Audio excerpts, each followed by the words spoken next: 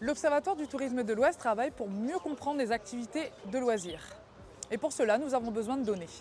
Aujourd'hui, on va vous expliquer comment en 3 minutes participer à la collecte de données et quels sont les enjeux. Pourquoi est-ce que c'est si important de participer à cette collecte de données pour avoir rapidement un baromètre sur les activités de loisirs. Bonjour, Angélique Pernet-Gomme, chargée de l'Observatoire du tourisme de l'Ouest à l'Office du tourisme de l'Ouest. Bonjour, Emmanuel Roté, gérant du centre de plongée le Dodo Palmé.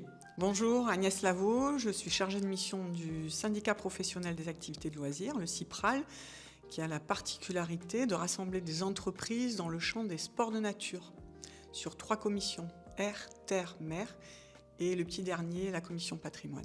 Bonjour, Pierre-Alexis Prat, je suis gérant de Rider Parapente, situé sur Saint-Leu, ici depuis déjà 9 ans. Alors pour commencer, pourquoi selon vous est-ce que c'est important d'avoir des données locales ? Disposer de données locales, moi j'y vois plusieurs intérêts, parce qu'on est un secteur qui est quand même très sensible à divers événements extérieurs. Et notre rôle au sein du CIPRAL, c'est de pouvoir faire remonter les réalités de terrain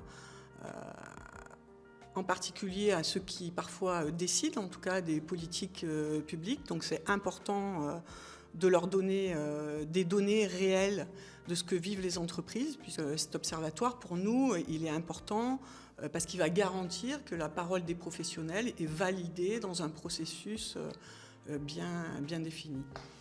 Le deuxième point, c'est aussi pour le secteur en lui-même et les chefs d'entreprise, parce qu'ils ont besoin d'avoir de la visibilité. Donc voilà, je pense que c'est très important. Ça sous-entend qu'il faut un lien de confiance. Et je pense que c'est tout l'objet aujourd'hui de cette séquence. En fait, depuis le début de l'année, on a eu Garance. Garance, on n'a pas pu travailler en mer pendant 1 mois. On a eu une crise épidémique, le chikungunya, qui nous a également empêché de pouvoir travailler, soit parce que des salariés étaient malades, soit parce que les clients ne pouvaient pas venir. Et pour finir, on a eu une saison baleine basse. Donc tout ça, ce sont des faits. On est tous à constater que nos activités ont baissé, on le sait. Mais si on veut pouvoir justifier d'aide de l'État, de chômage partiel, ou d'aide des collectivités pour diminuer nos loyers, il faut qu'on leur donne de la donnée pour pouvoir être accompagnés dans cette phase délicate. Et du coup, moi je pense que nous on a la même problématique au niveau du parapente, c'est effectivement de pouvoir analyser un petit peu quand est-ce que va être le début de la saison et la saison très haute, parce qu'on a quand même énormément de fréquentation, on est le 2e site de parapente de France, et une problématique aussi notamment au niveau de surfréquentation du site, en sachant qu'on a des périodes très élevées avec énormément de touristes qui viennent, mais aussi des périodes où il y a des stagiaires, donc des stagiaires qui viennent fréquenter ces sites, ce qui crée énormément plus de pratiquants en l'air, donc des difficultés des fois d'accueil au niveau du site, des difficultés sanitaires, je vais parler typiquement d'aménagement au niveau de l'atterrissage. On n'a pas de toilettes, pas d'accueil spécifique. Et du coup, pour nous, c'est vraiment très important effectivement de pouvoir avoir des curseurs qui nous permettent d'appréhender un petit peu le plus tôt possible l'arrivée des gens sur l'île. En tant que prestataire, quel est l'intérêt pour vous de répondre à ce questionnaire ? Les données, en fait, quand on va investir auprès des banques et qu'on va les voir pour investir dans un nouveau bateau, dans du matériel de plongée, on va présenter un prévisionnel aux banques. Les banques vont prendre en considération notre prévisionnel et les budgets réalisés les années passées. Mais en fait, pour savoir s'ils peuvent nous suivre dans ce projet-là, ils veulent avoir des indicateurs qui soient fiables sur le nombre de touristes venus, sur le nombre de personnes qui viennent dans les avions, sur le nombre de nuitées réalisées à La Réunion, ce qui va permettre de donner un indicateur sur le nombre de touristes présents à La Réunion et sur les besoins en matériel. L'autre information, c'est que par moment, sur une situation de difficulté ou pas, on peut se poser des questions. Est-ce qu'on est pertinent sur le marché? Est-ce qu'actuellement, on est dans une phase de progression économique favorable? Est-ce que je suis isolé? Est-ce que c'est l'ensemble? Est-ce que ça concerne mes collègues? Ou si on est dans une situation difficile, est-ce que je suis isolé?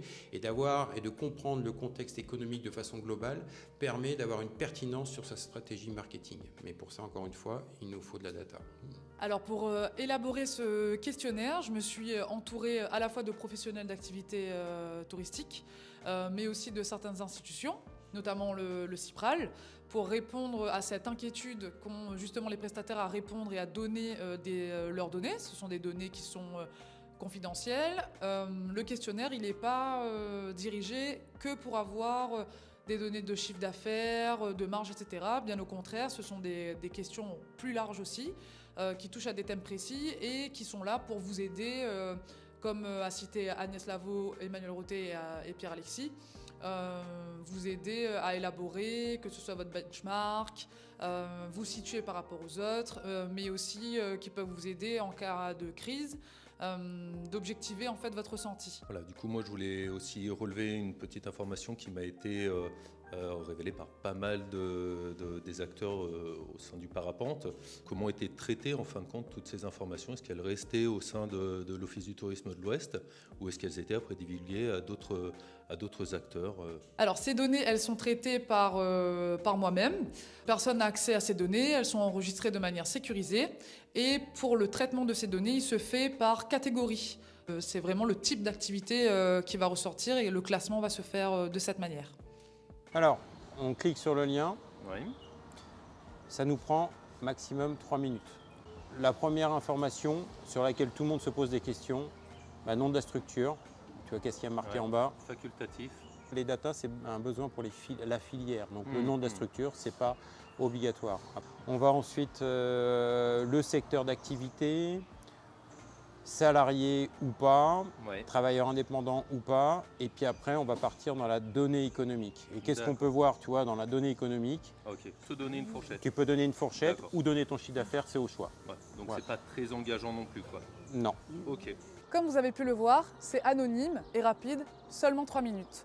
Je compte sur vous pour nous aider à produire un baromètre utile.